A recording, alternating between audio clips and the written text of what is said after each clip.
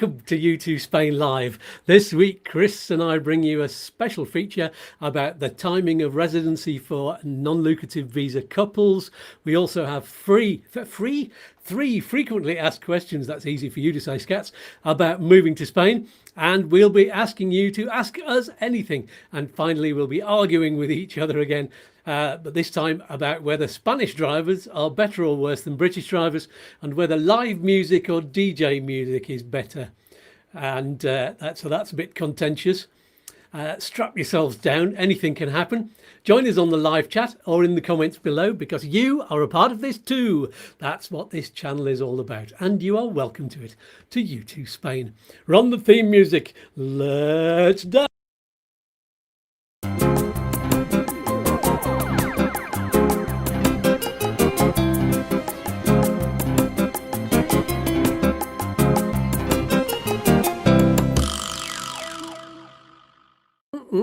That's groovy. And speaking of groovy, let's meet my regular fortnightly guest. He's my best mate and yours. It's Chris from Upsticks. Hola, matey. Good morning. How you doing? Not bad today. How are you? Yes. Yeah. All good. All good now. Yes. Yeah. You were at a party last night, weren't you? A wedding. So I'm surprised to see you all bright and breezy this morning. Yeah, well, I had a bit of a bad belly this week, which was actually worked out quite well, because it meant that last night the wedding was under control. But even any Spanish wedding, I think I got in about 3:30, I think. So, and that was early. We left early, So. Brilliant. Well, it's great to see you as always. It does seem like ages since we've been properly live. I think it's 4 weeks, isn't it? What with my hospital appointments being delayed for weeks, but now we can do all of the new format. We can do the Ask Us Anything, and so that's good. Yeah, feels natural. Feels better to be here than it live. Yeah, absolutely. Back in the chair. So yes, everyone out there, we've got, I don't know if you've seen the new feature. We only did it 2 weeks ago, started the new shorter features and more focused topics, so you can get the information that you need as quickly as possible, and we can all have some fun along the way too, especially with the argument bit at the end. If you're watching the video back afterwards, then you can still ask questions and chat in the comments below. It's a win-win-win with a cherry on top. I'm saying that slow because where's my I've lost me win-win-win. I've got to reload that back in. Never mind. We'll do that next time. And so let's just say hello to people who've arrived on the live chat. I've been already having conversations with Yogi and Barry from Unitech. And what else do we have? Barry's had an early wake up. He's on a fitness drive. 3 stone down in 2 months. Well done. Wow. That's excellent. And Yogi's on his cycling machine at the moment, nursing a hip injury. Bless you. And Adam Farmelo, another scorcher here in Turkey, but it's back to the UK tonight. Oh dear. So yeah, make sure you've got your big coat on. Ant and Kez are there. Good to have you both back live and kicking. Paul Cook says good morning. And that's just about it for now. And we'll welcome all of the others when they arrive. So do say hello to us if you're out there and watching. I'm sure we've got at least 25 who've joined us at this point. So as you come in, give us a wave. And so I've got some extra little things going on. I've got to put this up. Da, da, da, da, da. We've got captions and everything going on. I'm going to put this one up now because in a moment, we're going to have the Ask Us Anything feature is coming after our first feature about non-lucrative visa residency. So I'm going to leave that Q&A, send your questions in the chat thing up on the screen so you can get your questions asked in advance, so they're already there for when we get there. So there we go. So it's time for the main feature, and we have this for you. It's the main feature of the show. The topics in the title. Woo! Oh, there you go. We have some new jingles. Whoopee! I threw them together yesterday. So that's our lovely friend Dick. So thank you, Dick, for doing all of the little jingles for us. So this topic about residency for couples coming in on the NLV was sparked off by a comment under the pre-recorded show 2 weeks ago. So we're going to answer it in sections as we go along. It was by somebody at Meditation990.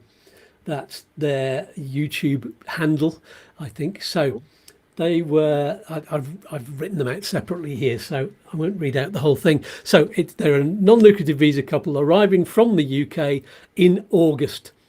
That's right now. I think they've probably arrived by now. But first of all, are you bonkers? Didn't you see my midweek video? It's not easy to arrive in August for lots of different reasons. So watch that video and find out why. But to continue, they're worried that their visa end date is 4 weeks after their arrival. Is that relevant, or does it just restart again once you arrive in Spain? What you've got to make sure is whatever happens, you have an entry stamp in your passport before the expiry of the visa.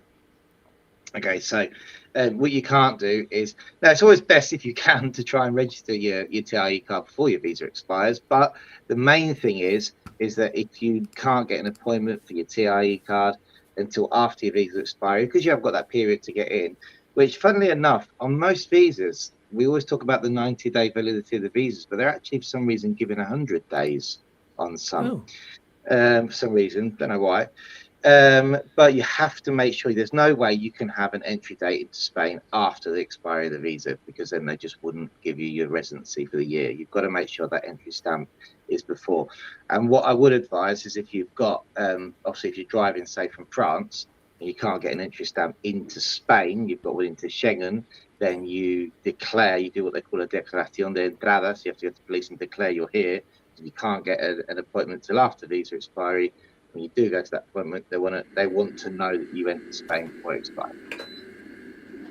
Excellent. Sorry, my fan's making a right racket behind me. I can't hear. That's better.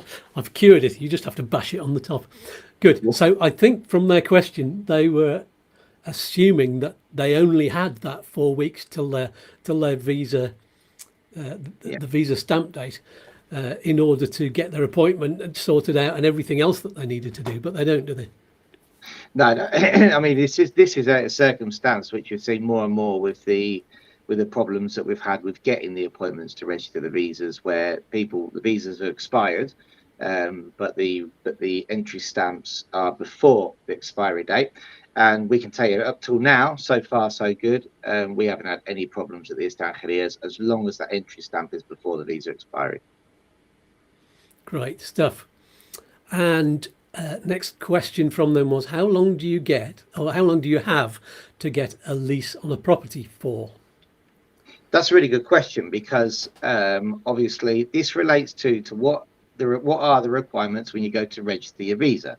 So you've got your entry stamp before the visa expires, and then when you go to register your visa at the extranjería, the foreigners office, you have to take the relevant application forms, your taxes, your passport, and a little photo and a fingerprint that works, and proof of where you're going to live. Or do you? Now, the biggest question is what extranjerías or what foreigners office actually ask for this proof? Well, the truth is some do, some don't. Okay, so the form of proof that you need to prove where you're going to live is what they call a padrón certificate. So that's your registration at the town hall. And that relates back to the question with the lease or the rental property. So the two things you've got to find out, and it's always a big it depends, isn't it, is and this is the sort of thing when we're doing stage 2, or when Jane's doing stage 2, she'll make an assessment to A, what extranjería you're going to if we know in our experience they ask for a padrón or not, and then B, what town hall or what town are you going to be registering, because some towns like Mijas, for example, give you your padrón on the same day, but are extremely strict on how the contracts are positioned. And other town halls like Vélez Málaga, for example, it might take you 2 months to get a padrón, so you're never going to get one in time for your TIE appointment. So that's the kind of questions that you need to find, or the things that you need to find out if maybe even before you come, when you're doing your discovery, is where more or less will I be going to my TIE card appointment, and how long does it take to get a padron, and what requirements at the town hall are. Yes, bit of advanced research. It's a bit too late for them now because they're already here. The next question was, don't know where we want to settle yet, which is, well, it's exactly what I did when I moved here. We didn't know where we were going to go, but fortunately I've got an Irish passport, so it did make it slightly easier. But there's still time limitations, aren't there? They're talking about getting a short-term rental property just until they've chosen, and then get the long-term one. But of course they can't get their TIE in most places until they've got the long-term one. Yeah, I mean, what I'd say on that is it's all about, so if you imagine that, as we say, you always, when you go to your TIE card appointment, you've got somebody sat behind a desk with a computer, and it's up to them if they say computer says no or whatever. Yeah. So if generally you will need to go and register in the same province in which you told them you were going to be going to.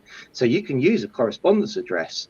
Well, hang on, let's talk about NLVs from the UK, because from other areas like the States it's slightly different. So currently in the UK consulates, they're not that worried if you only have a correspondence address, as long as they know. In Spain they don't really ask for proof of anything else, as long as they know where to direct the application, because eventually after they've done their due diligence they send it to the subdelegation immigration department of that province. Now, what you might find, if they don't really know where they're going to be going, is if they used a temporary address, for example, in Alicante, and suddenly arrive and decide to go to Murcia, the Murcia person behind the desk might go, well, hang on a minute, you've got an address in Alicante, you're going to have to go there. You know, so I would say that it would be best, even if you don't know, you've got temporary accommodation, first find out which police stations don't really ask for padron. So, for example, in Alicante, the MIRA, the main one, doesn't normally ask for a padron certificate. So if you did register in your visa, your initial application in Alicante, and you haven't got a padron, it's probably best to try and stick to that province when you do your initial application. Good. The next question is, what can I do if I can't find a suitable place in time?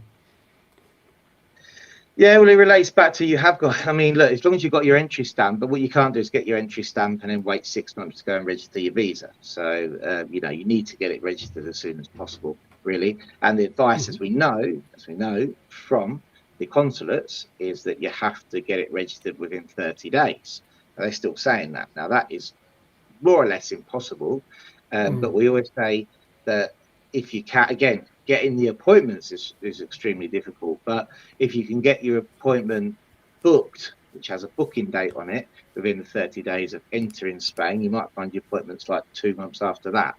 Again, it depends on the area, but during that period you really will need to know where you're going to be living and where you're going to be registering. Right, good to know. The next question was, what websites are best for finding properties? That's quite a big question, isn't it? Yeah, I mean, like, the typical one is probably Idealista. You know, people use that all the time, don't they? Well, you've got to be careful of places like Idealista. A lot of people put on hook properties, where they'll go, oh, you've just missed that one, and then it'll come up again. You know, so and they never show the photos from the outside because they're scared of other agents going in and trying to nick the property. So. And then the problem is with the rental market, it's so buoyant, it turns over so quickly. You're probably a good idea to get involved with local agents, because you know, it literally is. One local agent here in Alarin told me that the moment they put up a rental property, they get the inquiries, and unfortunately they don't pre-qualify their inquiries. They don't like phone them and find out if they've got the financial means to actually rent the place. They'll just go from the top to bottom. So if you get in the 5th, then you might find that you got a chance, but if you're number 50, then it's difficult. Yes, indeed. That kind of covers that question. I was going to say that is a good idea, going to the local place as well. I would find the place, get the idea of the place where you want to live first. Go and visit a lot of places, and by all means, go into estate agents while you're there. But find the place, find the area, find the town you want to live in first, I think, and then go straight in for all of the estate agents, which comes to your next question. Does one agent show you them all, or do you deal with different ones? We dealt with different ones, but I've been told by some estate agents it's best to deal with one, because a lot of the properties are all dealt with by different agents anyway. So but I think what tends to happen, especially in villages from my perspective, is that they know when a property comes up very, very quickly, and it might not even be listed in the window. So it's a good idea to speak to them and speak to locals as well, because there might be properties that people aren't putting through estate agents. Yeah, absolutely. You definitely, I mean, I'd say there's definitely agents. I've seen it before where people have been on a list and stuff has walked through the door, and they've got all that fits that person's profile. And if you let an agent know that you're economically sound to get a property, they're not going to look much further, I suppose, are they? Yeah. If you rent direct without an agent, can they give you a suitable lease? Yes, I mean, look, you don't have to use an agent. This that you can, but you've just got to obviously make sure that in theory, an agent does have a degree of liability over the fact that it's a legal rental and stuff like that. If you go directly to an owner, which is absolutely your own right to go directly to an owner, you just got to make sure that everything's done properly and the contract's correct. So you'd probably have somebody look over the contract for you as well. Yeah, I got a property lawyer, a specialised property lawyer to look at ours, and I'm glad we did. Yeah. Because the one that was suggested by the agent wasn't anywhere near as good as the one we eventually signed. So there we go. It's definitely a good idea to have it independently checked. So the next question was: do you actually need a lease, or is a rental agreement okay? What exactly qualifies? I mean, here it's all under the rental law. So leasing, I suppose, would be more for business properties, wouldn't it? But even that falls under a completely different law here. It's personal rentals and long-term rentals falls under the long-term rental law. So leases, as I'd understand it, they exist like in places like the UK, where there's the big difference between lease and rental. Lease doesn't really exist here, So as long as I was telling you before the show that we recently saw a rental contract which said 12 months, but it wasn't a permanent abode, and it was only for holiday purposes and, all this kind of stuff. That's definitely not a long term. It has to say that it abides by the rental law, the law. Yes, indeed. And what's the minimum rental period you need for your TIE? Again, when we're talking about minimum rental periods, we're talking about what will your town hall accept to register you on the padron. So you get places like Alain de la Torre, where we are actually, where they'll only accept really, really, really clean and good. When I say clean, I mean proper contracts which are written well and abide by the correct law. Whereas we've seen it in smaller towns. We recently had one in Granada, where there was a rental contract which related to the holiday law, really. And it was, because it was for 6 months, they just went, yeah, that'll do. Yeah, you can have that. There's your padron. So, yeah, the norm would be a minimum of around 11 months, but it depends, again, on the town hall, how flexible they are with accepting things. Great to know. The next question, are there similar stresses for the renewal, which Tracy and Paul were also asking? Any info available about renewal for NLV years 4 and 5? In terms of where you live, now when you make the actual renewal application, believe it or not, you don't have to submit a copy of your padron. Okay, so we always do, if possible, just to confirm the address. We find that it's a good idea to do that. But if you're changing address or something at that period, and maybe you're in between one padron and another, who knows, you don't actually, in theory, have to submit a copy of your padron to do the initial renewal. When you will need your padron is when you come to register your TIE card.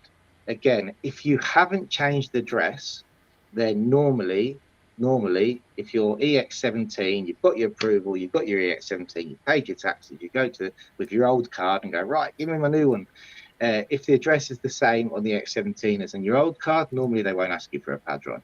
If you've got a different address on your EX17 than on your old card, then they will ask you for a padron. Again, if you get somebody who's woken up and not had their coffee and decides that I want you to confirm your address even though it's the same, then it's a good idea to have your padron anyway. Good to know. Thanks for all your questions coming in on the live chat. A lot of people talking about the driving question, which we will come to towards the end of the show, and any of the other questions we will definitely answer in not very long. We just have a couple more questions, I think, on the feature, and then we'll come to all of those. But yeah, thank you. Carry on with the questions coming in and we'll get to those in a moment.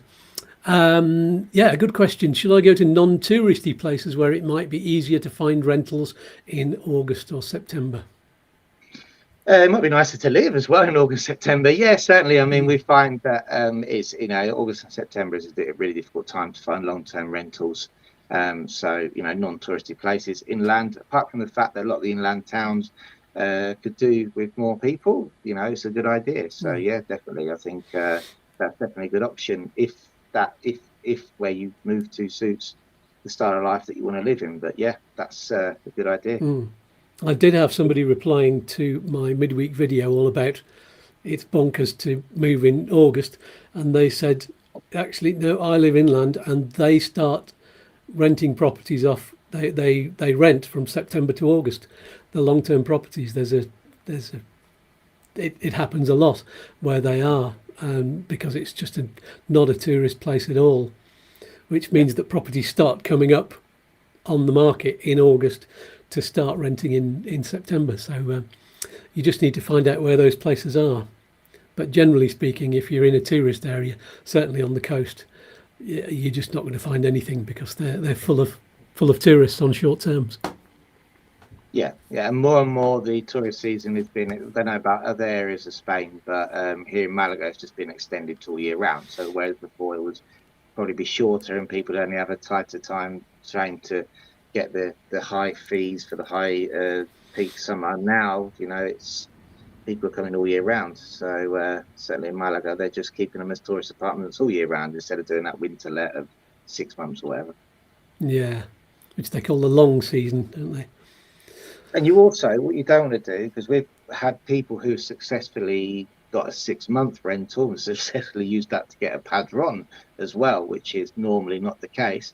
But then what that does, when you come in sort of like the September time, you get a 6-month rental, that kicks you out in May, around that time. So if you're coming in November, December, you don't want to be getting kicked out in May, June of your apartment, because then you're just going to be in the same position as you were the previous year, where you just can't find a rental. And believe it or not, 6 months isn't that long to find a long-term rental. No. So they were asking for any suggestions for areas like that with an expat community. I have no idea, to be honest. I mean, here in Malaga, you've got places like, if you go further inland than Alarino Grande, you've got Coin, then you've got Alora, places like Monda, which have great access to places like Marbella.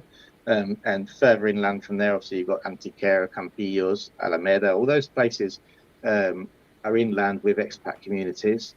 And then just over the hill from you, you've got places like Villanueva de Trabuco, Villanueva de Rosario, where Rochelle lives, that area.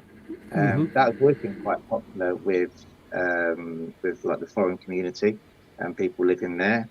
And then I suppose going, well, we call it north. East. Going east as well, yeah. Yeah, you've got Arboleas, is very, very popular, and Fulgena around that area. Vera is a very popular area people go to, which is only half an hour from Oaxaca on the coast. So there's quite a few. Go inland, I suppose, is the thing to do. Go inland. Okay. Alicante, Elche, Asti. That's we've had people find There's Aspie. loads. Nice. Yeah. So, final question for the feature today. Because we want to get through this quick because it's your daughter's birthday today, isn't it? So, It happy is, birthday, yeah. Isla. And yes, hope you have a brilliant day. So, when does the 6-month period? There's some confusion in this question, I think. But so let's find out what he means. When does the 6-month period begin during which you must stay in Spain for? And do any prior visits count towards this 183 days? So That I think they're sounds like talking about two different things. 50% tax question, 50% eligibility for renewal question. Okay, so let's just remember that talking about eligibility for renewal, that they've abolished the section in the law which said that you cannot refuse somebody a renewal for not being in for more than 6 months. That happened this year. How that is interpreted by the sub-delegations of the governments, I don't know yet, because we haven't submitted any renewals where anybody hasn't been in for 6 months. So we can't tell you if they're actually applying that or not. What I can tell you is in that the new proposed reform for immigration law, which is supposed to be happening sometime late in the year, it does actually restate the fact that you have to be in for 183 days. So the best advice is to make sure that people do that. So in terms of when does that start, your eligibility to renew, well, that starts when you register your residency. So you've got normally your TIE card will your residency will start from your entry, the date of your entry stamp into Spain. Okay, so the date that your entry stamp is in your passport and you go and register your visa, that's normally day one of your residency. You've got to make sure you're staying for more than 183 days from that date. Okay, tax is different. Tax is January to December. So if you're that's why we have that capital gains rush in July when everybody wants to move this time of year, because they've been waiting to not spend 183 days in Spain during that year. That's it, yes. And yeah, when you hear the number 183, it usually refers to tax. Yeah. But 183 days is, of course, 6 months as well, and you hear a lot of 6 months referring to a lot of different rules. So there you go. Don't get confused by that, anyone. And if you need any more clarification on that, then ask us in the comments or on the live chat. Don't forget that also, albeit you may get a renewal, don't forget over the period of 5 years, to get permanent residency, you can only be out for 10 months anyway. So, you might be able to play with a 6-month rule and get your renewals in, but when you get to the end, if you've been out for more than 10 months, they won't give you your larga duración permanent residency. Very good to know. So that's the end of this feature for this week. Smash that like button into smithereens, my smashing with friends, especially if you've got some information that you needed from today's topic. And while you're here, make a note of Chris's website, upsticks.es, where you can find articles about everything to do with visas and residency, and also moving your car to Spain. That's Upsticks Drive. And we'll have a show for you all about that very soon. Yes, must talk to Lara about that. Yeah. We'll get that booked in. Okay, so it's time for the next part of the show, and that is called Ask Us anything you like, as long as it's to do with moving to Spain or living here. Thank you. Thank you, Dick. Right, let's find out what questions have come in. They're just going to make me laugh. I might put some proper music behind them as well. I didn't have my guitar in here. And thank you, Yogi, by the way, for the donation. That happened about 25 minutes ago. That's very kind. If any of you want to donate, there are various ways you can do it. Either the GoFundMe thing up there, or there's the Buy Me a Coffee. Well, let's just put the Buy Me a Coffee thing up for a minute. The QR code for that. Where's that gone? There we go. There's a Buy Me a Coffee one, and that's in the corner for now. I'll change that back later on. And there's one of these as well. I'll tell you what. I'll keep the donate one up there. No, put the GoFundMe. No, I'm swapping them around. That's silly. We'll just put the Buy Me a Coffee one there. And I think that's the same QR as the one on the top of the screen. So anyway, that's enough of that. Let's find out what questions you've had. A lot of talk about driving. We will come to that later. And That's the first question. Do you know any good Spanish tutors online that are reasonable? There's quite a few Spanish tutors online. I tend to find them on YouTube,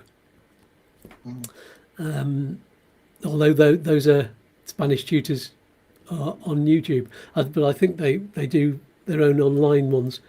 That's where I'd look to start with, and Google it as well. But you need some kind of recommendations, don't you, as to whether they're good enough. But checking them out on YouTube gives you a kind of a flavour of their teaching style to start with. I think actually I'll get back to you on that one, Yogi, because actually my Spanish teacher here in Computer, I think she does them online as well, and yeah, she is quite reasonable. So I'll get that information to you afterwards, and remind me if I forget. So driving questions. Long conversation. We've talked about the renewal, and yes, Paul Daly. Let's bring this one up. Good morning. Can I apply for my NLV whilst in Spain? I already have a property there. No, unfortunately, you have to go apply for the country where you're currently residing. There you go. That's a quick answer for you. Next question. Woo58 says, can you tell me more about digital nomad visas, or can you do another show on this subject? Well, we have done shows on the digital nomad visa, so do look back. If you subscribe to YouTooSpain, you can go back through the lists of videos, and there are playlists as well. So you can look at the live shows. It was a live show, and I think it was with Rochelle when we did one, and another one with another contact that we have who's a friend of Rochelle. So there's a lot of information to take in, and I think it's about time we did another show just to update, if there are any updates. I don't think there's been anything huge in the changes of the rules there. Do you know anything, Chris? No, we don't manage the digital nomad. We've got colleagues that we refer to Rochelle quite a bit, depending on depends on the inquiry and who we refer to, really, because you'll find that now the digital nomad field, everybody's sort of starting to specialise in their own areas, like people coming from the UK or people coming from the States and stuff like that. But I'm not aware of any particular updates, apart from the fact it seems to be running quite smoothly for people who qualify. Yeah. They seem to be sticking to 20 days. Jed Tierney says, good morning, chaps. I wish I had the guidance from both of you in the past, having trusted advisors. There you go. Well, it's good to have you here now anyway, and if you need anything in the future, we'll still be here. And hello, Wendy Jackson. Good to see your name again. Hope all is going well. It is, actually, yes. I'm feeling pretty good. Thank you. And Mike Ripper's still talking about driving. We'll come to that. And Jed again says, thank you for continuing to be there for people who are thinking of moving to Spain. And Chris, thanks for supporting Skatz through a tough time for him. FOF, that's feck off Freddy. There you go. And Jed saying, Chris, is your office address available online for those of us who may want to contact you using snail mail? I think yes, yeah, you can. If you go to Google, if you Google us, then the address is there. So yeah, and I can put it in the comments. Well, I can't do it now because I can't see, because I'm on the mobile at the moment. I can't see any of the questions. I haven't worked out why the computer's blocking the system you use, Restream, I think it is, for some reason. So okay. Yeah, it's definitely a local issue on the computer. So I changed computers, and now it's going, this is scary, I don't want to put it on. So I'm on my mobile, so I can't see. But yeah, the address is online. Could be a Google thing, Google Chrome. Well, next time I'm over there, I'll have a look. I'll YouTube it. Yeah, that'll be quicker and probably more knowledgeable than me anyway. So there we go. No expectations. This is actually a question we were talking about earlier, is there any region you don't need a padron to get your first TIE? They're finding it hard to get a rental property that they like, willing to go to that region to get our paperwork finalised. You talked about the danger of doing that and then actually registering in another region, didn't you? Yeah, I mean, like Malaga, for example, is a good one for not needing a padron, but they do like to see that you initially registered in Malaga, so you can't come from Alicante to go to Malaga without a padron. We found that Murcia, Cartagena office have been very obliging without a padron, and also the main one in Alicante. Again, especially this time of year, we're talking about August, though, it depends who's on. You might get a temp on behind, and the temps list might say, right, one of the things you need is a padron, they just insist.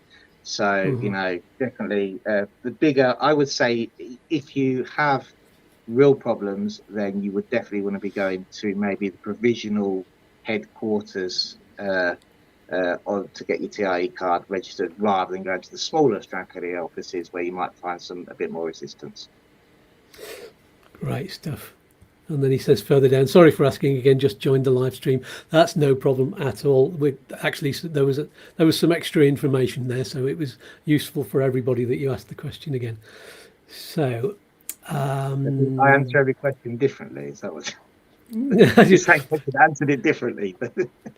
yeah. Well, yes, absolutely no problem at all. T Spear says, just to confirm, if entering via Spain, so you're driving from the UK down through Spain, do you need to go to your local police to confirm you are in Spain? If you're entering in Spain, if you're coming in the car, you should get a stamp at either Santander or Bilbao, wherever you're entering. If you're entering via France. Yes, in theory, you can get a document called a Declaración de Entrada within 72 hours of entering Spain. To be honest, we have managed to just register visas with people's proof of entering, like fuel bills, hotel bills, stuff like that. So if you can't get an appointment for your Declaración de Entrada, just make sure you keep all the proof of you entering Spain, and then normally again the person behind the desk will see that proof, see the entry into the Schengen area, and hopefully give you that date. So great. And another interesting question from the Spices Van Life: can I live in a camper van whilst on the NLV, or do you need to have a rental property? This is about the padron again, isn't it? Yeah, it depends. I mean, certainly for you're always going to have a address to register at. So, you know, even if you can get away with not having a padron, what address do you put down if you live in a camper van? So, no, is the answer, I'd say. There we go. Unless your camper van goes onto a camper site, which gives you an address, and then you drive it off wherever you like, but that would be your base. Maybe you can get away with it that way, but it'd be tough. Okay, there was one question from Facebook that I picked up, actually two. And I thought they were talking about your first application for residency, but doesn't look like they are. The question was, do you get your resguardo after submitting your residency application on Mercurio or during the fingerprint appointment? So you get it. There's a process which we'll explain quickly. So when you submit on Mercurio, whether it's EU family members, whether it's an NLV renewal, whatever you're doing, initially from the system, you automatically get what they call a justificante, which justifies the fact you've submitted your documents. Okay, it doesn't mean that anybody's looked at them or whatever, but that's your rubber stamp to say that you've submitted the documents, and that's where the timeline starts. Normally, within a few days, the Foreigners Office, when they open that file, will send you a document which is called en trámite. So that actually shows that they've looked at the file and it confirms the date you submitted your documents, but it isn't an approval. Then they have their 90 days to send you the approval. Once you get the approval, that's called a resolución. Okay, and then with that resolución, you then go to the extranjería and you then register. At that point, you get your justificante that you've registered, your resguardo that you've registered. So you go justificante, en trámite, resolución, resguardo, like that. Brilliant. Is there a fingerprint appointment at your renewal? Yes, yeah, you have to, when you renew. Renew that, in case you've got different fingers. Well, frustratingly enough, what they do is they definitely, because they verify who you are, obviously for the card, And then you're not allowed to have a photo which is more than 6 months old. So you're supposed to update your photo every time you go for a new car. But what happens is, for us quite a lot, is we'll tell everybody, please go and get some new photos, because your photo can not be longer than more than 6 months old. And then when they get to the police station, a lot of the time they can't be bothered to take the new photo. They'll be like, you look better for living in Spain for a year. You look younger, we'll keep the old photo. So you're sort of not really abiding by your own rules. But then, you have to have that photo, whether they use it or not, it's down to them. Right. Oh, no expectation said you probably answered earlier. We did, having looked at your question. So yes, well, watch that bit back. Been to 5 rental agents and got 5 different answers. What length of lease, or is it rental agreement, is acceptable for the padron? Yeah, we've talked about that at length there. So definitely. And your next question, can a private landlord give you suitable paperwork, or do they need to go with you? That, I think we answered that one as well. So yes, thank you for the questions. And check back. And that is, oh no, I had just the one more from Facebook very quickly, where otherwise we're not going to have time for the next feature. So my husband and I have our green residencia card dated July 2019. We are now able to renew from temporary to permanent residency after 5 years, but Malaga have refused our application as they are going from the date on the TIE. So, which is not due until November 2026. So yeah, what can they do there? I mean, I don't know what the grounds for the refusal was, because it could have been, the person behind the desk or whatever didn't quite fully understand the circumstance, but it's wrong. They should be able to, albeit if you had a green EU registration certificate, which you switched for your TIE card, then got a 5-year temporary certificate. If you reached that 5-year period after the start of the green certificate and your TIE card hasn't reached expiry, in theory you should be able to update that for a permanent one. So you've got to make sure when you go to these appointments, if you've got a copy of your old residency as proof, that would be great. Evidently a historic padron is a good idea to prove that you registered in conjunction with your residency at the time. Take everything there to prove that you're still financially economically stable and got healthcare. But yeah, no, they shouldn't have been rejected. I don't know what the grounds for rejection of the appointment was. And if you do get rejected, make sure you walk away with a stern and concrete answer as to why. Because if it's a case of they're just saying, well, no, because your card hasn't expired, they're wrong. But it might be that's what it says on the that's wrong. That's wrong. They shouldn't have been rejected. They may be, though. Sometimes people walk away saying they've been rejected, but they're like, okay, it's fine, we're going to do it, but we want a different padron certificate, or we're going to do it, but we want this. So you've got to make sure, qualify the rejection as such, so you go back with the correct paperwork. There you go. You're very good at doing that, so I suggest they come to you and get you to go with them. Yeah. There you go. So that's all of the questions we have for now. If you have any more before the end of the show, then put them in the live chat. We'll see if we can answer them, or if not, put them in the comments below and we'll get to that. So it's time for the little half-time break that we normally do. So we'll do that very quickly and we'll be back straight after this message. Are you getting the most out of YouTooSpain? I don't know! Did you know that apart from these Saturday morning live shows with expert guests, or expats with really exciting stories to tell, it's like the Graham Norton show. Bah! There are videos every Wednesday evening, packed with all the information you need, so we can move to Spain and enjoy living here without paying tax. No, Colonel, that's illegal. But you can find out how to navigate the bureaucracy successfully Well said, Walter. How do I find the videos? Just subscribe to the YouTube channel, darling. And click on the bell, you useless colonel. There's a playlist here called Video Diaries. Oh, now that is Skatz's thrilling personal story about his life and health in Spain. Still alive! Hashtag FOF. You can support YouTooSpain as well, my darlings, if you think you've learned something valuable. Or if you've been entertained. Skatz looks like he needs your support. The poor bugger can't even stand up.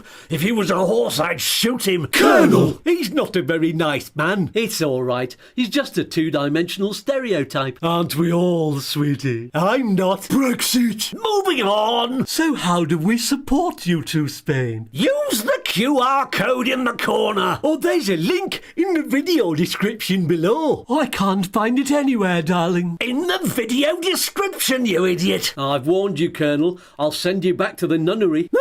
While you're watching or pausing, below the video, you'll see the title. Just here. Oh, I see it. Not far below that, there's a description of what the video is all about. It says, read more. That's right. Just click or tap on that and lots more text appears. What's the information all about? There's contact information for the expert guests and lots of links to other related companies that I recommend. And they help out YouTooSpain if you use those links to get in touch with them. There's so much down below. Does anyone have a pen? No need, Tommy. You can find everything on our website. YouTooSpain.com. And don't forget the Facebook page. And the YouTooSpain community group, where you can talk to other people like you. There's no one like me, sweetie. Thank goodness. Is that everything? There's a guest waiting to tell me things. Oh, I do like things. Where's Doogie Dog? That used to be his line. I'm stuck behind a wall. Oh, sorry, Doogie. I'll come and find you after the show. Thank you, Master. Get back to the show. I need to go and punch some servants. Oh, Colonel. Back to Skatz in the studio. Thanks, lads. That was very informative. And now it's time. I don't know if you've got any frequently asked questions. Maybe we should do just the one, Chris, but let's have the jingle first because I like it.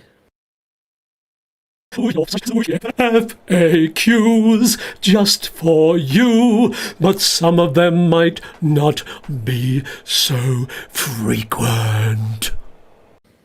It's true, yes. We could have rarely asked questions or inexpertly asked questions, but have you got one for us? Yeah, well, I did actually. Funny enough, I did a video on this, but one of the questions is we're always getting asked what the what the requirements are, you know, for things. What documents do you have to hand over for residency applications? But I got asked an interesting question this week, which was, what don't you have to hand over for your NLV renewal? And I was like, of course, because a lot of people, obviously, if you don't tell people, don't inform people, think that the renewal process is basically going to be presenting exactly the same documents again. And there's two things you don't have to present, and that is when you do your Red LV renewal, is you don't have to present your medical certificate for non-exportable diseases because you already live here. So if you have got any diseases, you've got them in Spain.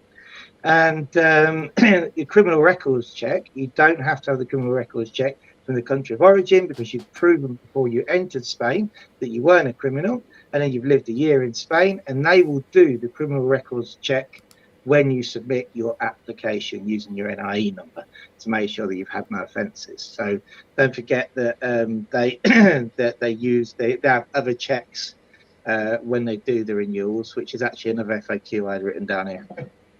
Mm-hmm. Excellent. Mike Ripper says RAQs. So yeah, rarely asked questions, or IAQs, infrequently asked questions. Any more ideas for a title for that? There we go. So that's enough for that section. We'll make it. 1 second. Someone's just at the door. Ah, that's all right. But prepare yourself, everybody. Strap yourselves in while Chris is preparing. Maybe I should. I'll click his mute button while he's doing that. There we go. So it's going to be time. Oh, he's back. It's It's a police. It's been the police. They've came. The police. It's one of our clients, James, has come to sign some documents, but and his dog. So it's all good. It's all good life. It's all good life. Yeah, absolutely. Where were we?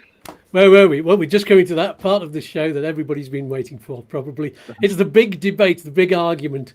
And normally Chris and I agree on most things on this show, but you can't agree about everything.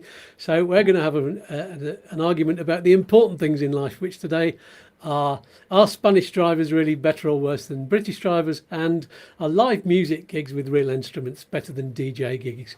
So there could be a scrap. Buckle up. It is time for this.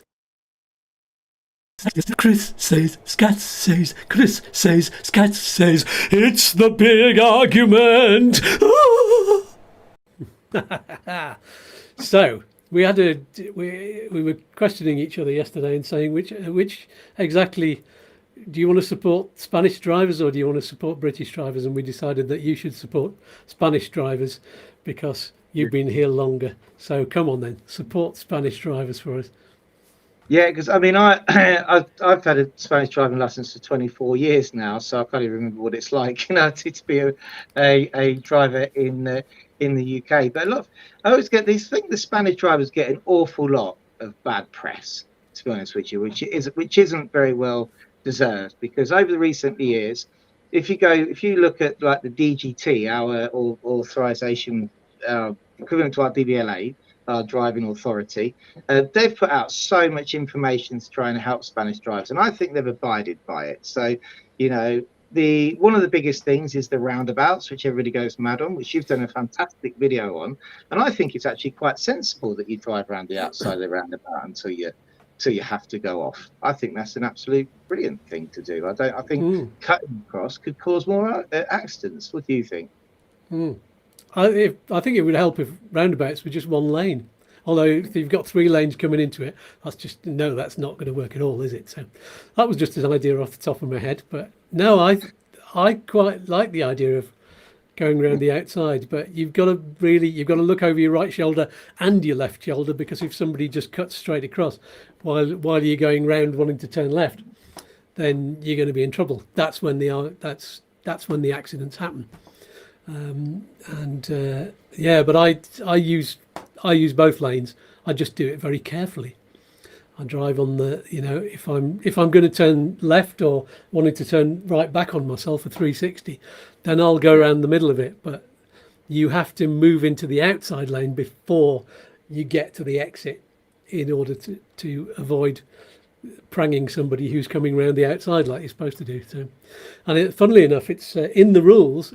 In the highway code, it does say you should go around the outside lane. You only use the middle lane for overtaking. But why would you overtake on a roundabout? It's too dangerous, because you're going around a corner where you can't see what there is around the corner.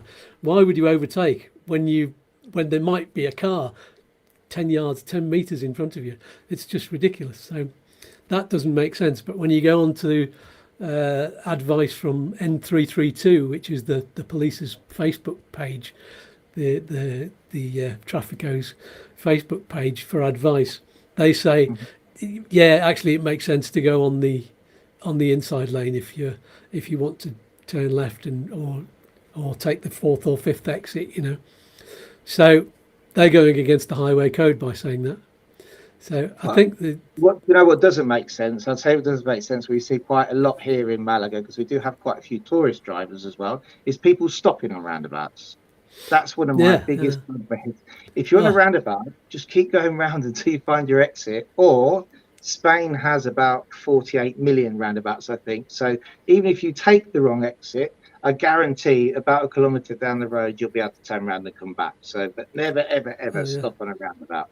That's the craziest thing. We see at least once a month here when people are confused. Yeah, especially in the cities when they don't know which exit to take, and they just stop in the outside lane. It just means that everybody's in a mess. But this is the thing: we don't always know whether that's British or Spanish drivers, do we? Because how do you know whether it's a Spanish driver doing it? I do, because they've all got hire car stickers on the back. But it might be a Spanish person hiring a car coming from a different part of Spain if they didn't want to do 10-hour drive from the top to the bottom. So you don't know for certain what it is, and if it's unless it's a British car that's been swapped over, and it's a right-hand drive, then you can be fairly sure that that's from somewhere else. But it still might not be a Brit. It might be somebody who used to live in Britain. So you've got no proof of that. So this is true. Such is true. I'm going to have to find a more cunning way to get proof that it's not Spanish drivers which are doing that. A lot of the time, though, I can tell it's not a Spanish driver because they don't put the hazards on. Now, if you put the hazards on, you're allowed to stop anywhere. Oh yeah, there you go. So that's the Spanish thing. So that is the proof. That is. But in order to have proof like that, you need to have witnessed it in every region of Spain and know whether that's what every Spanish person does. That's I think it's an unwritten rule because when Spanish people take their test, have you seen that they actually have more people in the car with them? Have you seen what they do? I've heard about that. Yeah. Lara took her test here, and they have 3 people. So imagine the pressure. The 3 people are taking a test, and the instructor, they choose who's going to go first randomly, and then the other 2 sit in the back. So you have to take your test with 2 people in the back. And then the instructor, when he's decided you've passed or failed, will say, stop the car in a random location and someone else get in. And then you all drive back together and get your results. Oh, so you don't get your result until you've all gone back? Because that would be awful if they say, right, you failed, and then you have to sit and watch 2 other people doing it. That would be mad, wouldn't it? Yeah, in some circumstances, you can quite obviously tell. So when Lara did hers way back in 2006, I think it was, they knew that the first person had failed because nerves just got them and collapsed, and then Lara had to jump in the front seat and drive. Oh dear. Mike Ripper was saying British and Spanish drivers are just different. I don't find either better or worse. But what does amaze me is that French drivers are leagues better than even 20 years ago. I did actually look, one of my last comments was going to be that I looked at let's see, the road safety report by the EU that actually concludes that Spain is the 4th out of 27 EU countries in terms of the lowest numbers of traffic fatalities per million inhabitants.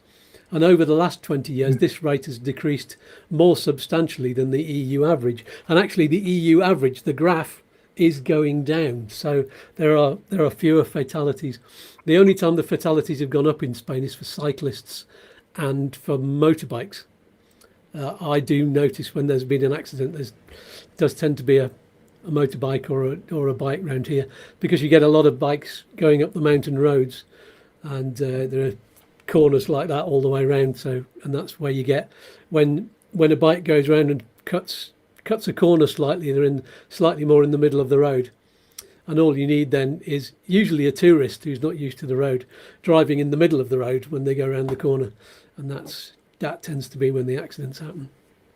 Yeah, I mean, jokes aside, the DGT the last 25 years have had some amazing campaigns, because Spain's record was quite horrific even when I moved here, and it has been pretty amazing how they've turned it around, and there was some quite shocking campaigns, and they have a lot of police on the ground as well which enforce it. So that's a good thing. But one other thing which is definitely good to mention is, even if you don't follow the driver in front. So I recently, I know somebody who took a rather large fine for crossing a single white line because they were overtaking a bike, and the person in front overtook the bike, and they said, oh, they can do it, I can do it, but you can't. So albeit you might have people pressing you behind going, beep, beep, beep, you can't do maneuvers like that, albeit that the person in front of you did. So that's definitely something to bear in mind. And you don't always know what beep beep beep means. If it's a British driver, it's get out the bloody way. That's usually or you've done something wrong. But Spanish drivers, they beep for absolutely everything. They beep to say hello, they beep to say goodbye, they beep to say I haven't seen you for 3 months. They beep to say and if they're annoyed, like your car, or I've just come from a wedding, or anything. It could be anything going on. So there's no way of knowing. So that's a message for Brits. Don't get annoyed by car horns. It seems to be instant road rage when you hear a car horn in Britain. It's just instant. What have I done? What, I mean, Liz, my wife, she gets worried by it. She gets distressed by it if somebody beeps a horn, and I say no, that was just somebody beeping their mate on the corner of the road there. And but you don't know. Ignore the beeps. Ignore the beeps. And in fact, if you hear a beep from behind you, it doesn't mean they're annoyed. It means they want to get past. It means I'm coming through. So let them through. Just slow down a bit, put your indicator on, wave them past, and give them a wave, toot your horn. They'll thank you for it, probably, unless they're a young kid. They'll just whiz past and not bother to wave. But there you go. And it depends where you are in Spain as to the response and the reactions that you get, and different drivers. Driving in the middle of Madrid, not that I've ever done that, apart from going through on the motorway, but that's like driving in Paris or any other capital city.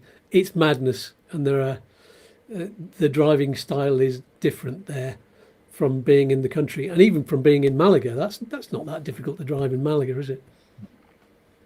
As me and you well know, we've done that a few times, haven't we? Yeah, absolutely. even when I go wrong, occasionally when we're talking, like, I shouldn't have gone down here. Now we're in the middle. Never mind. Yeah, that's twice I've done that. But it's all done quite calmly, really. We've not had any experience of much argy-bargy going on, have we? At all on the trip? No. It was, in fact, it's been quite informative, the different ways I've found to go to the hospital by accident. So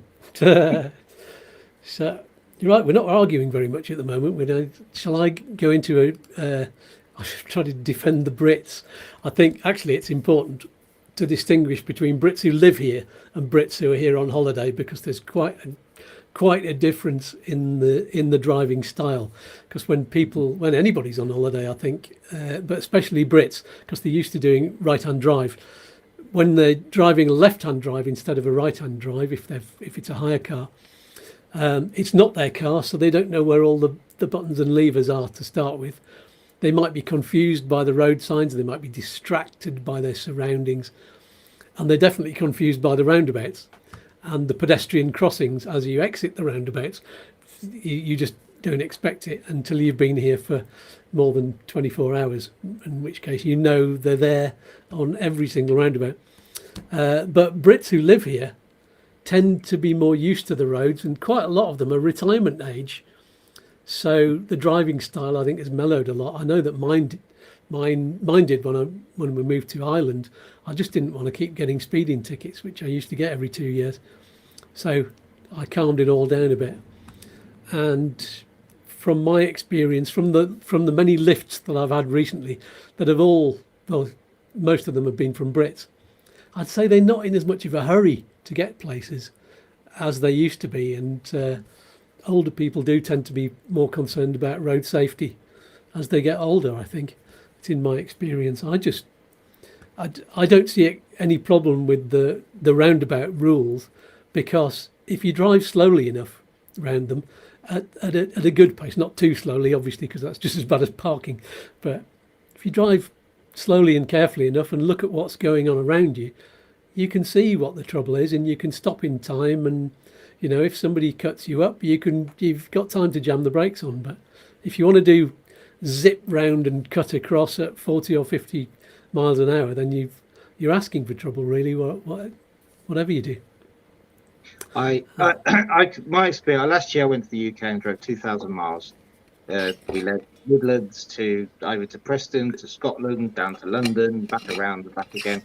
And here I do an awful lot of driving. I recently went to Castellón and did 1,500 kilometres in 4 days. And like I say, my experience in the UK was a lot more aggressive, should we say, than it was driving in Spain completely. Absolutely. It was scary. I know, I hate driving on the UK roads. They seem to be more packed, the volume of traffic, although I read on that EU report that Spain have got quite a high volume of traffic compared to some of the rest of Europe. But not in my experience. 8 o'clock in the morning going past Malaga on the motorway, yeah, it's packed and you'll get traffic jams. But most other times of the day. Doesn't matter if it's morning or afternoon. There's only a few times when it gets really busy, and they're only dual carriageways. They're not 3 lanes. You get 3 lanes packed and full of lorries in the UK, and they're driving that close to each other. It's a nightmare. And there you go. And as I said before, it's easy. It's all too easy to generalise about different nationalities. But how do we know when we criticise another driver? And, well, yes, it's true. I think the Spanish get a lot of bad press, and I think the way they're told, where they pass their test, is quite horrific. So I think we need to give them kudos. There are some things that I've seen a lot of in Spain, but again, I'm presuming it's Spanish drivers. That's when you get cars who are on the overtaking lane. They overtake you and then they cut straight in front of you. So if you want to be aware of your stopping distance, then you've got to slam your brakes on so you can move back. And then somebody else pulls in front of you, and then immediately they'll go off the motorway. Whereas they could have just waited, pulled in, gone a bit slower, gone off the exit ramp. But the signs though, the signs at the exits are a bit stupid, because you'll go off an exit, and it'll be like, oh no, I should have been over there. So yeah. Yes. And what have I got here? I made a note. Statistically, there are loads more Spanish drivers on the road than anyone else. So there's a good chance you're right if you're saying bloody Spanish drivers. So, because 90% of the people on the road are. So there you go. And I've talked about. Gonna cancel a call coming in. Oh yeah, you don't want your phone to go off. I've been told I need to be blowing up a bouncer castle right now. Oh yeah, we've gone beyond the hour. Let's very quickly move on then. I don't think there's an agreement to be made on that, except it's difficult to tell. It's easy to presume. We should do a poll on your YouTube channel and ask everybody. We should, yeah. But how do they know, as I said? But we'll ask anyway. It'll be fun. It's a fun quiz. Yeah. What do you think, viewers? Barry's saying, being overtaken on a hairpin bend halfway up Mount Teide in Tenerife with no crash barriers and a 400-foot drop, told me all I need to know about Spanish drivers. There you go. Told you all you need to know about making sure you don't crash off a road as well. So, while you're putting any comments about that in there, let's move to an even more contentious subject. Which is better, a live music gig with real instruments or a DJ set? Now, we're from different eras, Chris, and I think a lot of the people that watch this show are from my era rather than yours. It's not much of a difference, but I think you're going to lose this one. But go on, try your best. DJs. I can see that I'm going to come up with a lot of resistance. Now, you see, I'm from the early 90s. My teenage years started in the early 90s, which meant that you had two ways to go. You were either an indie or rock fan, or you liked electronic music, because the 90s was the birth. Everybody will talk about the 80s and the 70s, but really, the early 90s is when all the genres exploded, and it's created what we know now in electronic music, which is, quite frankly, amazing. And here in Malaga, the last 2 years, I mean, you might as well visit, if you're trying to look for up-to-date and upcoming artists, and even very well-established artists, Malaga is the place to be at the moment. It is just absolutely fabulous for the electronic festival. I think it just really is just, it's just any rock bands and stuff like that nowadays, it's become the electronic centre, Malaga, to see just the best music there is. And yeah, I'm afraid it's old hat what you're talking about. Well, all right then. It's time to learn from your elders, young fella, my lad.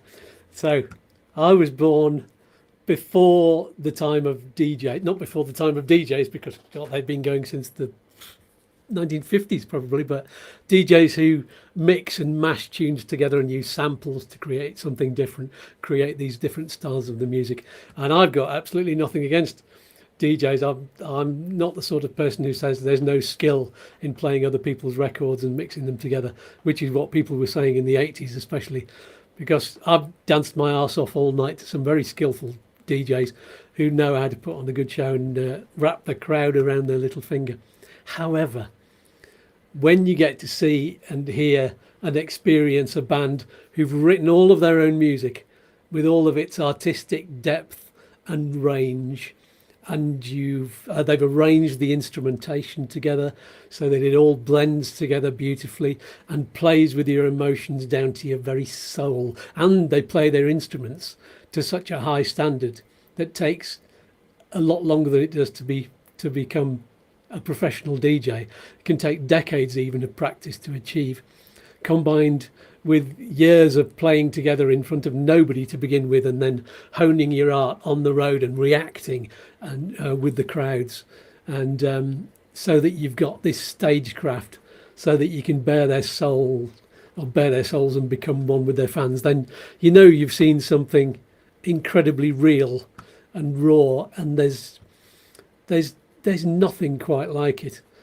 I mean, I've seen some crap bands in my time, but you do have to. It's like being an England football fan.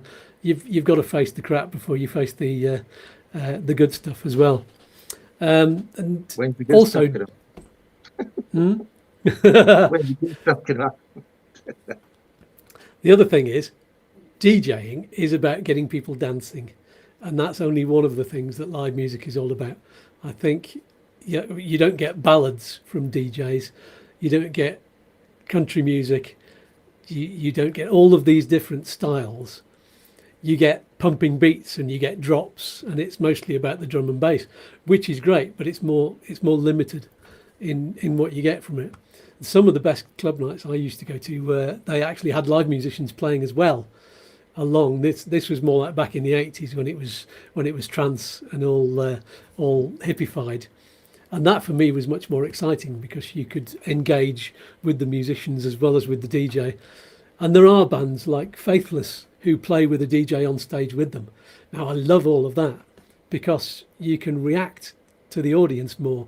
If you've got a DJ set, you tend to be head down on the decks, and you're engaged with the music, but you might not be with the fans so much until you look up and you get all of the, you get the crowd jumping up and down. So I think there's just much more to it. There's many more layers of sound going on and many more styles that you can get into, and you can stand and cry and watch a live band, but that's not the sort of thing you get with a dance night. Well, I've seen some good DJs even at the recent festival I went to, which took on some of the bands. I can tell you that now because they bring their own MCs with them. They bring their own show with them as well. So it's almost, like they're the band, but they have the groupies as well. They're not just somebody said they're playing the records. And there's so many different subgenres at the moment. And the thing is, the accessibility to making this music now. Someone said to me the other day, "Oh, well, it's a 17-year-old can actually make this in his bedroom," and I'm like, "Yeah, they can." And do you know what? It's amazing. And do you know what? They can get it out so quickly. And do you know what? There's older DJs who are in their 60s playing these guys' music, and they're starting their careers for them, So there is that. I completely understand your point. It takes 120 years to learn how to and be banned, and then you only get 5 years before you retire. But nowadays, that electronic music, the accessibility to the tools to make it is available to so many people. They're making so much good stuff in their bedrooms, So if you love that kind of music, it really is it's incredible to see. And you could be listening to something different subgenre, different genres. It's certain the big genres are split into 20, and you find subgenres. Some of it's rubbish, but a lot of it is amazing, and so I think you're absolutely right that it takes years to learn the craft in what you're talking about, but it doesn't in electronic music, and people are still producing amazing stuff. Good point. So, you can actually make all of the live music in your bedroom now as well. Billie Eilish and her brother, they did all that, and Ren, who's absolutely fantastic as well. He made all of his music at home, and they are spectacular artists. But, and I'm really sorry. I've got to go because I've got a birthday party that I'm supposed to be managing now. So. Of course. Well, we'll conclude that argument by saying that it's obviously live music that wins.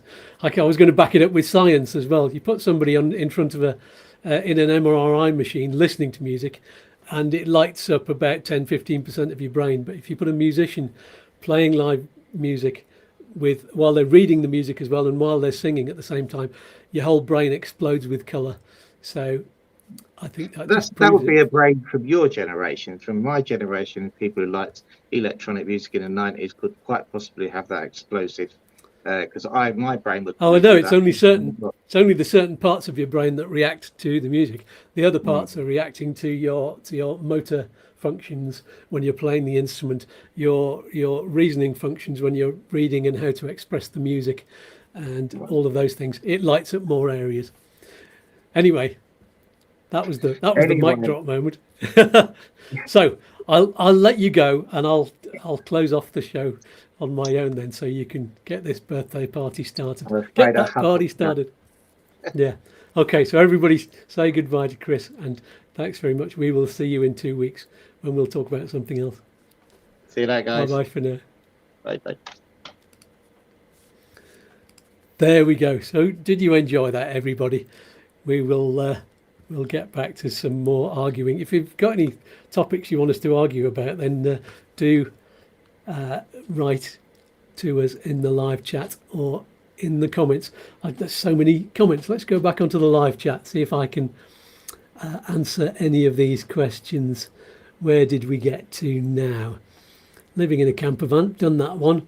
How long are visas taking at the moment? That is a good question from the three. I don't know. That's one to ask Chris, I'm afraid, because he's there on the front line helping people get these visas.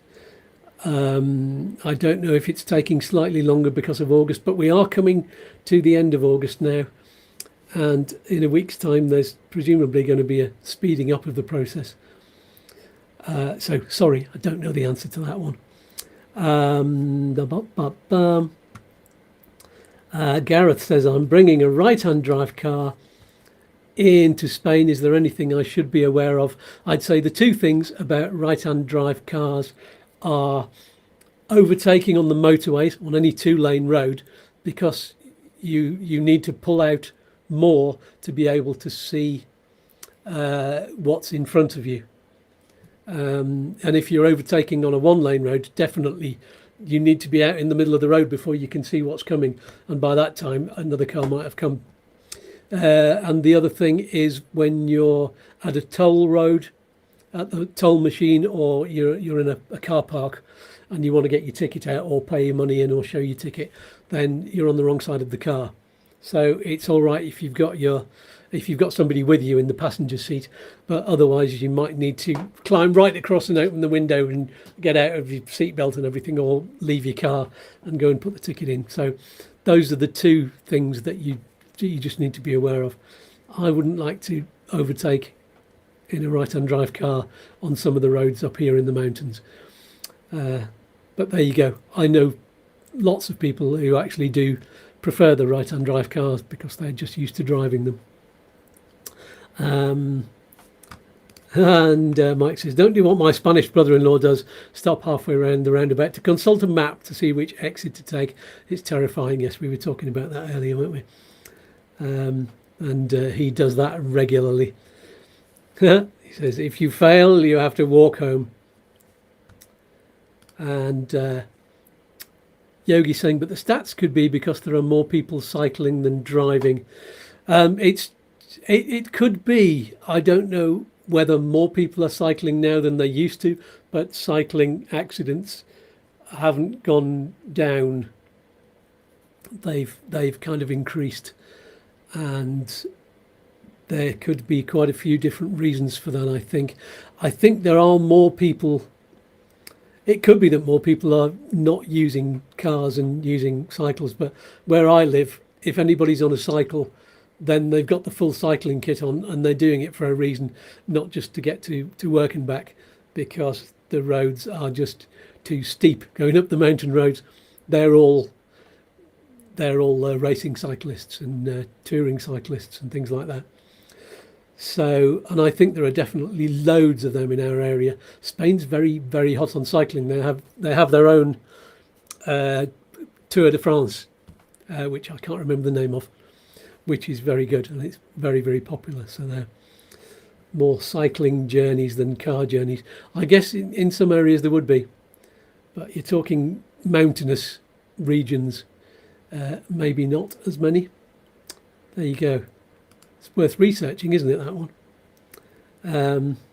So what's this one? Mike says it's the red lights that turn green when you get to them, which drives me up the wall.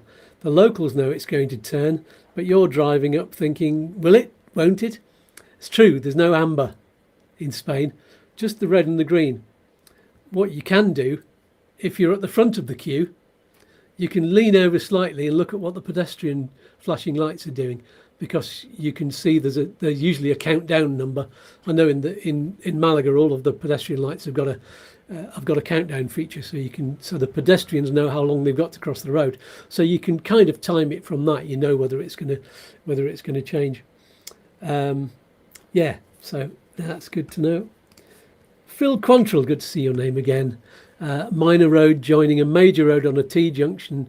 Left turn off of the side road. So right turn off the major road at the stop points. Who and when has priority? Oh, I'm going to have to read that one again. So you're joining a major road on a T-junction. And oh no, I'm confused by this. There's a right turn off the major road at the stop points. Yes, who has priority? Then it would be the one who's on the main road has priority. That's turning right has priority over somebody on the minor road coming into their junction on the left. I think that's right. I think that's what you mean. Is that what you mean? Overtaking on a roundabout is valid dependent on roundabout size, i.e. cyclists, slow-moving vehicles and tourists. Good point, yes. Overtaking cyclists, you do have to be very careful whenever you're doing it, I suppose. But yeah, slow-moving vehicles and tourists. And Torquez says, doesn't matter the nationality, there are good and bad drivers everywhere. Yeah, that is a good point. Jed says, do you find certain public hospitals specialise in different areas? In my area in the UK, I know which ones are best for heart and lungs or the brain. We also have the Christie Hospital for cancer. I think there are. I can only talk from my experiences from the cancer. I've been to 3 different hospitals so far on my cancer and chemo and radiotherapy journey. The first one was the more local-ish hospital down in Vélez, Malaga on the coast, but that's where I went for the colonoscopy and to speak to the doctors. But then they sent me to a hospital in Malaga for the radiotherapy, where they had presumably more radiotherapy machines, and they had a big underground cave, concrete cave, where they had all these machines. So I think they were the specialists in radiotherapy, and I think that meant also that there were more oncologists stationed at that hospital, so there were more people to see, basically. So that's when that happened. And then when they sent me for the intravenous chemo, that was to a different hospital, still in Malaga, just down the road, and they definitely have a specialist day unit, oncology day unit, where they have lots and lots of chairs, and that's where the hospital down the road where you have your blood test is where they also, I think, put together the medicine, the chemotherapy medicine, to send it over immediately to the hospital, which suits the treatment that you're having, and that's when they call you in for the actual treatment, and you sit down in the chair and get plugged in. So I think the answer is yes, from my experience, yeah. And no expectations, there we go. Wow, just watched back the feature which answers all the questions posed by me earlier. Thank you guys so much for all your help. I have donated to your GoFundMe accordingly. Thank you so much for that. Oh, you were also the meditation person. Yes, no expectations. Yeah, it's funny when you're on YouTube, when I look on one feature, YouTube something, the app that I've got, on one of them it shows your name as meditation, and on the other one it shows it as no expectations. So I don't know how that happens, but anyway, thank you for pulling that together. And Also, you're saying thank you also, Chris. You're an amazing wealth of knowledge and a great friend for Skatz to have. He certainly is. Jed says thanks, Chris, too. Mike Ripper says the Vuelta. Yes, that is indeed the bike race. Thanks for that, Mike. And Gareth also says Vuelta a España. Thank you for clarifying. And that's all of your comments on the live chat. Thank you so much for those. That is all we have time for today. Who do I have on the show next week? Well, I'm very happy to say I have one of YouTooSpain's previous guests on, who's also one of our trusted partners in helping people with their life and health in Spain. It's Ciaran O'Toole from Innosure. Innosure? I can't even pronounce my words. Innosure. And he'll be answering all of your questions about what healthcare cover you need for your visas and for your life in Spain. You can ask questions in advance on our Facebook page or group as soon as you want. Thanks to all of you for joining us and leaving comments and hitting the like button and supporting us with donations and memberships. It's very much appreciated.